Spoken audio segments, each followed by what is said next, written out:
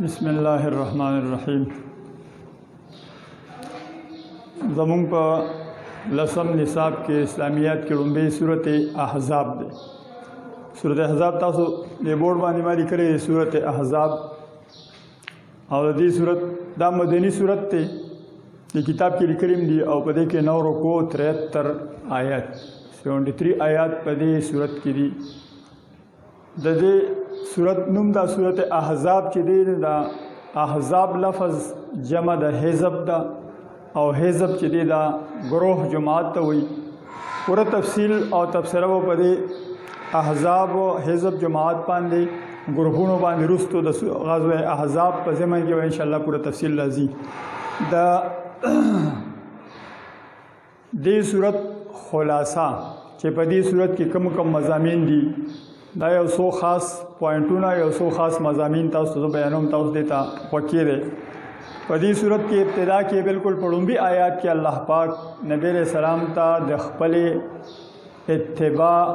द वही द ताबेदारे द गैबान द अमल कवल हुक्म फरमाई। लुम्बे आयात के अल्लाह पाक द वही द इत्तिबा हुक्म फरमाई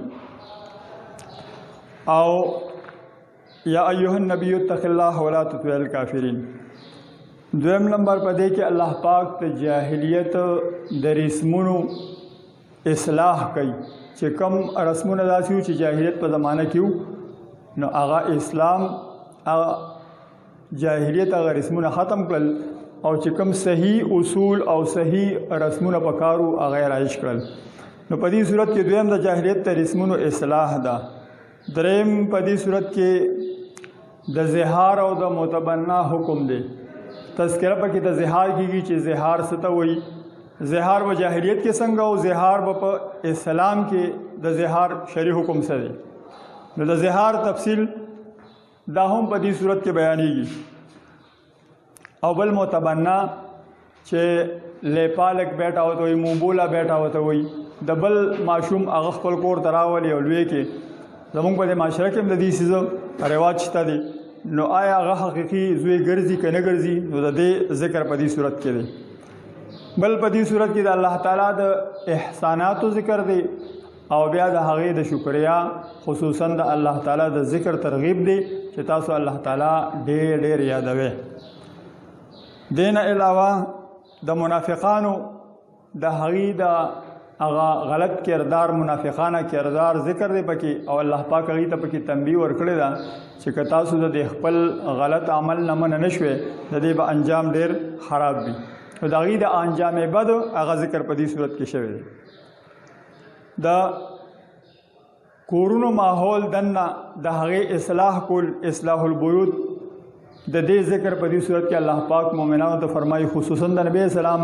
बिबियानो ज़िक्र पके शवे दे छि द नबी सलाम बिबियानो द नबी सलाम ना द नान नफ़क़े द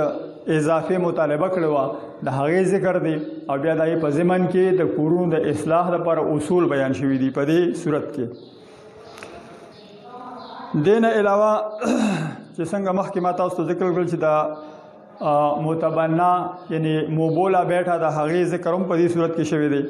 और हग सर ब्या द मुबोला बैठा मुतबन्ना जुई चे कम पजू सर चानीवली द हग बची द वादो ब्या द हग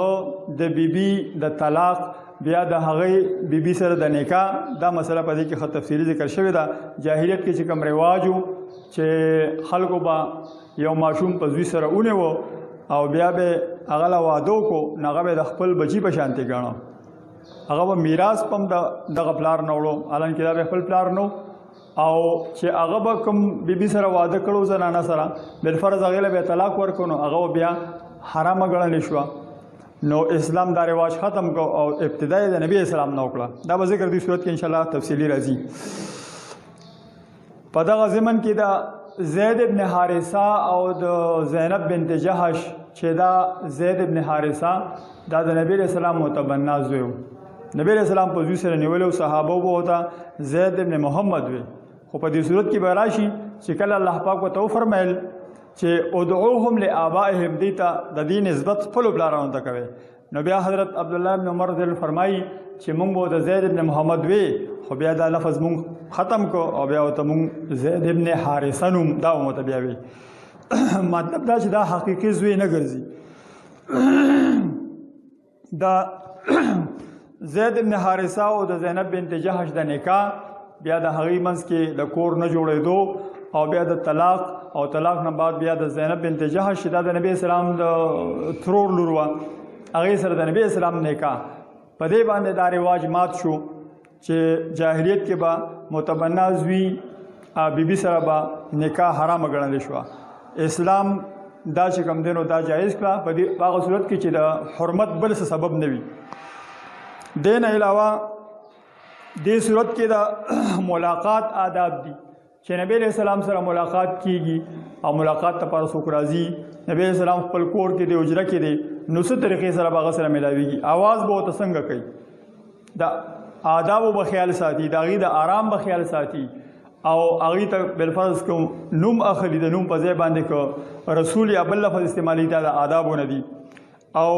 ډېر اوچت آواز سره دا ټول تفصیلي آداب به انشاءالله په دې صورت کې راځي. دې نه علاوه به تاسو انشاءالله په دې صورت کې د درود شریف باره کې آیات راشي. ان الله و ملائکته د جمعو په خطبو کې ویل کېږي ان الله و ملائکته یصلون علی النبی یا ایها الذین آمنوا صلوا علیه وسلموا تسلیما. دا آیات په دې صورت کې دی او د نبی اسلام باندې درود ویلو ترغیب دی مسلمانانو ته چې دی په پیغمبر اسلام باندې درود وایي. دین علاوه د پردې حکم هم په سورۃ نور کې تفصیلی دی خو په دې صورت کې د زنانو د پردې شرعي حکم دا په دې صورت کې هم ذکر شوی دی. د قیامت باره کې د کافرانو یو سوال دی چې قیامت دا به وي نه به کله به نو د هغه سوال او د هغې جواب ذکر هم په سورۃ احزاب کې شته چې قیامت متعین وخت د الله پاک چاته نه دی ښودلی دا صرف د الله په علم کې دی. لکه سورۃ لقمان کې آخري آیات کې الله پاک فرمایي ان الله عنده علم الساعه د قیامت علم الله ته دی. که الله پاک قرآن کې موږ ته بیان کړی دی نو صرف د علاماتو بیان شوی دی او نبی علیہ السلام په احادیثو کې پیشنګویي ورکړي دي نو د قیاماتو علاماتو بیان شوی دی. متعین وخت چې په کم تاریخ په کم زمانه کې راځي نو الله په علم کې دی. د دې نه علاوه د دې صورت آخري حکم او آخري بیان چې دی هغه به طور د صورت خلاصه هغه یو آیات کې د پوره صورت خلاصه بلکې دا به ویم چې د پوره قرآن خلاصه په یو آیات کې په دې انداز کې بیان شوی ده چې د الله تعالی دا څومره حکمونه په دې قرآن کې بیانېږي. د اطاعت او د تابعدارۍ دا ذمہواری انسان قبول کړی ده. الله پاک فرمایي ان عرضنا الامانه على السماوات والارض. نو دا اطاعت او د عبادت او د بندګۍ دا بوج دا ما په اسمانونو ځمکو باندې پیش کړو فابین ان یحملنها لیکن هغې د دې نه انکار وکړو او انسان چې دی نو دې ته غاړه کېښوده. انسان د الله د اطاعت او تابعدارۍ دا بوج قبول کو چې دا اطاعت او تابعداري بندګي عبادت دا به زه کوم. نو دې آیات کې دې صورت په آخري آیاتونو کې بیا د دې ذکر دی چې انسان به دا اطاعت دا بوج قبول کړی دی نو دا به دې انشاءالله اوس پوره کوي. نو دومره